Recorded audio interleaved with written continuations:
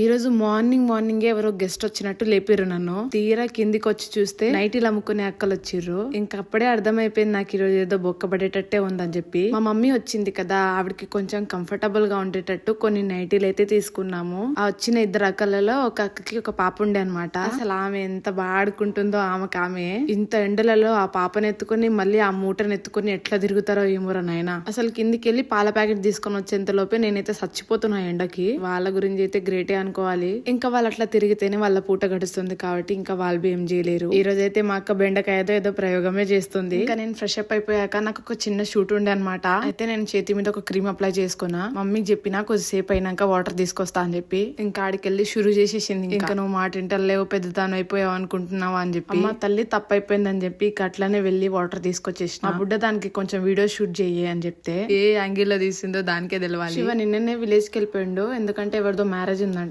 శివ లేకపోతే నాకు ఒక పూటలా గడవదనమాట. ఇందాక చేతి మీద ఒక ప్రయోగం చేశాను కదా, అదేంటో రేపటి వీడియోలో తెలుస్తుంది మీకు.